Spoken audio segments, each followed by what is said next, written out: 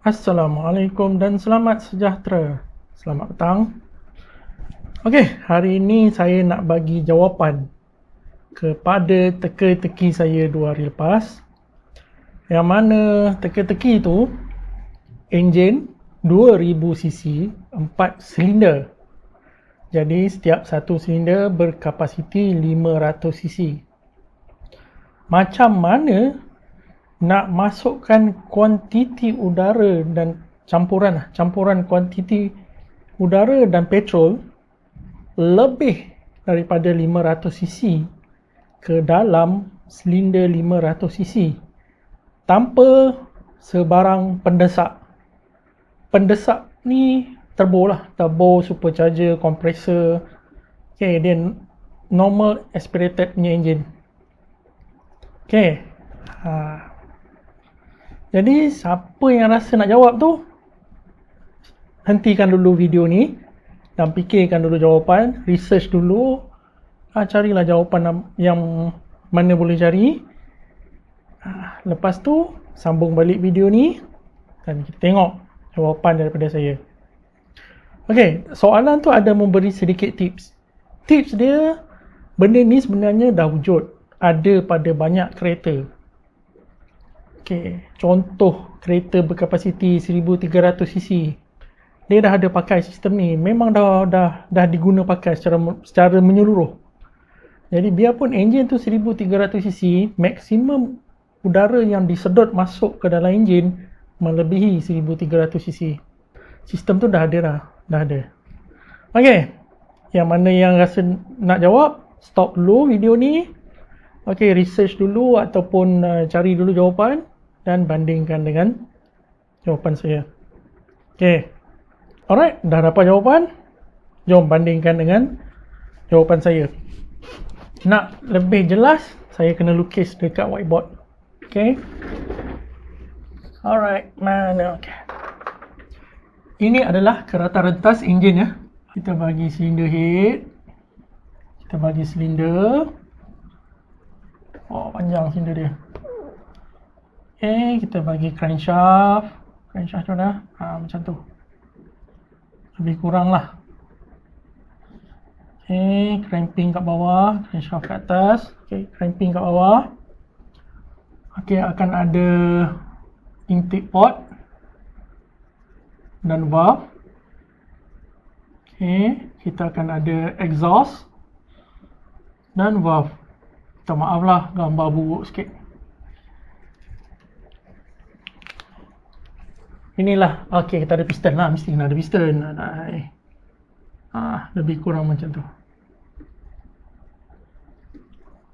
Okey, ini adalah kereta rentas enjin. Kita ambil satu silinder je.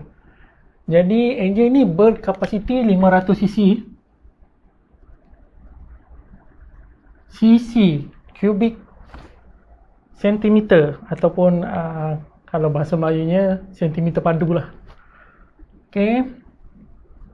Jadi 500cc ni adalah isi padu pergerakan silinder tau. Bukan isi padu keseluruhan dia. Isi padu pergerakan silinder. Contoh, okey, saya buang piston. Baru bagi nampak buang piston. Okey.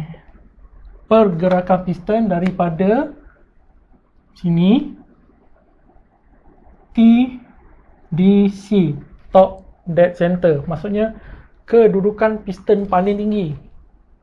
Okey, sampai kat sini. Kepada BDC, bottom dead center. Kedudukan top piston paling rendah. Jadi isi padu inilah, yang kat sinilah yang 500cc ni. Tak termasuk isi padu compression compression area ni. Ini tak. Compression area ni kita tak masuk dalam 500cc tu.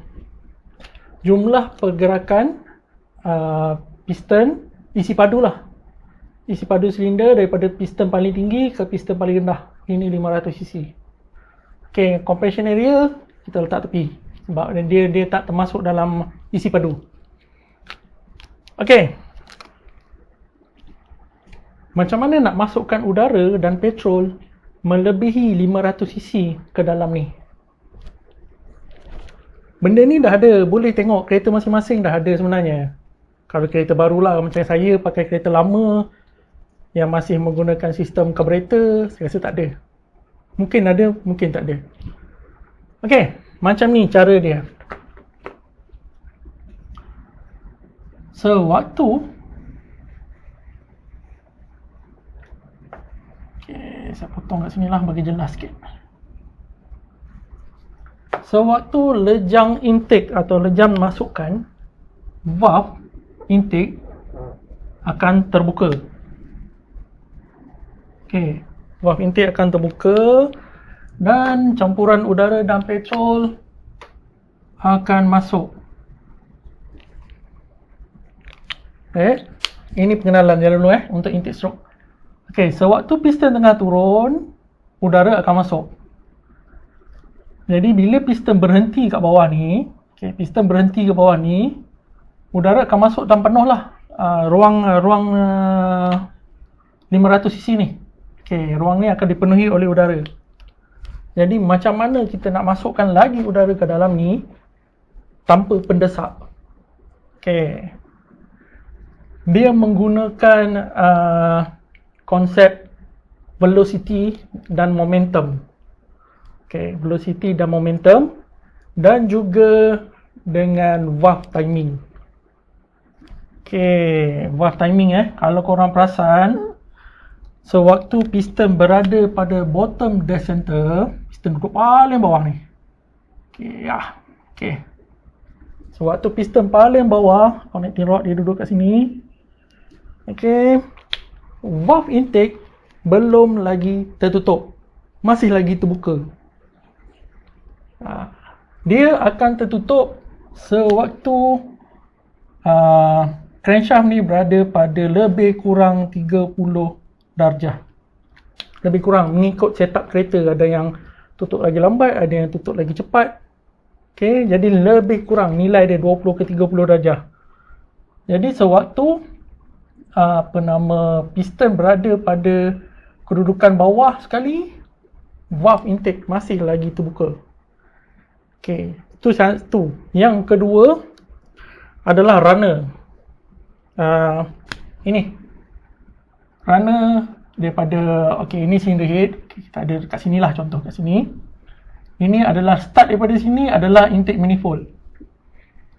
Kalau kita tengok kereta-kereta yang tahun 2000 ke atas kot, ataupun barulah, kereta baru, perasan tak runner ni panjang? Dia akan pusing macam tu. And then baru dia masuk dekat manifold yang ada throttle body tu. Perasan tak? Okay, ada yang pusing naik atas, ada yang pusing turun bawah, ada yang pusing, tapi perasan tak runner dia panjang? Kalau korang tengok enjin karburator, kebanyakan runner dia pendek. Kat sini je, terus ada karburator kat atas dia. Yang untuk kereta injection, kalau korang tengok, runner dia panjang. Kita ambil contoh Campro. Okey, Campro macam Gen 2 dia pakai intake besi jadi runner dia panjang. Kalau kita tengok pada BLM ataupun Persona, runner dia turun ke bawah plastik. Nah, pun panjang. Jadi dekat sini peranan air velocity ataupun air momentum tu memainkan peranan. Sewaktu piston ni turun, dia akan sedut udara daripada throttle body. Throttle body kat atas ni lah. Okey, throttle body kat atas ni. Throttle body. Jadi, angin akan masuk ke dalam throttle body chamber ni. Bukan throttle body ni. Intake manifold chamber yang besar ni. Dan udara akan mengalir ikut sini. Ikut runner. Okey, masuk ke silinder. Apabila piston ni dah sampai ke dasar, ke paling bawah ataupun BDC, bottom dead center yang paling bawah, dia dah tak boleh nak sedut angin dah sebab dia dah sampai ke tempat berhenti dia. Tetapi disebabkan oleh runner ni panjang, udara yang mengalir di dalam runner dia tak akan berhenti, dia akan terus bergerak. dia panggil momentum. Udara yang bergerak di dalam ni dia ada momentum. Contoh dia, okey, kalau kita tahan kat sini tangan dan kita tiup dan kita boleh rasa angin dia. Kalau saya berhenti tiup, angin tu masih lagi bergerak. Tak nampak angin ya. Tak nampak angin. Okey, jap. Ambil satu alat bantu belajar. Okey. Bolehlah ni. Okey. Ni adalah water spray. Spray air. Kita boleh tengok dekat sini. Ada tempat yang boleh rosakkan air tak? Okey, tak ada. Okey, kalau saya tarik pump, picu dia ni. Okey, air akan keluar. Habis basah. Okey, air akan keluar. Saya tarik pump, air akan keluar. Tapi apabila pump berhenti, air dia masih lagi jalan. Air dia tak berhenti. Okey, habis basah. Okey, air dia masih lagi jalan biarpun pump ni dah berhenti. Okay, sampai ke ujung sana. Okay. Air dia masih lagi jalan.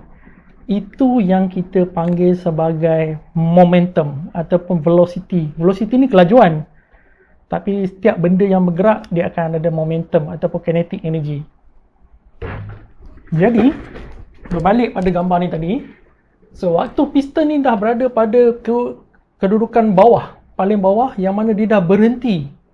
Dia dah berhenti sedut. Tetapi valve ni masih lagi terbuka.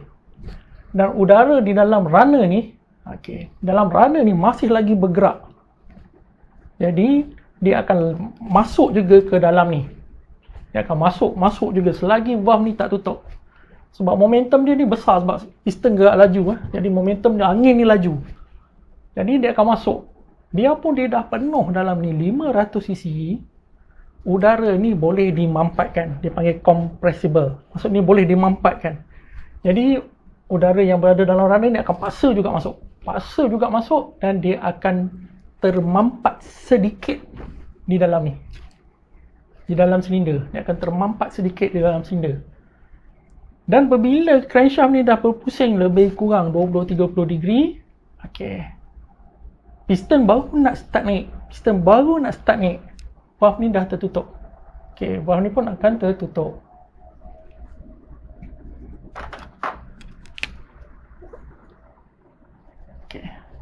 Valve ni dah tertutup. Udara kat dalam ni dah ada compression. Maksudnya udara dalam ni dah termampat oleh momentum udara daripada runner. Jadi udara di dalam ni sebenarnya maksimum dia adalah lebih daripada 500 cc. Faham? Dapat tangkap? Okey. Jadi itu kenapa kalau korang tengok intake manifold kereta-kereta baru, kita ambil contoh Campro lah. Okey. Intake manifold plastik dia tu panjang. Dia turun ke bawah, dia naik ke atas, pusing macam tu. Okey, sebab dia nak bagi ruang yang lebih panjang untuk udara ni pecut. Semakin panjang dia punya runner, semakin laju udara tu memecut. Dan semakin banyak velocity. Dan dia ada ruang mampatan. Jadi maksudnya udara ni akan langgar, mampat dalam ni. Okey.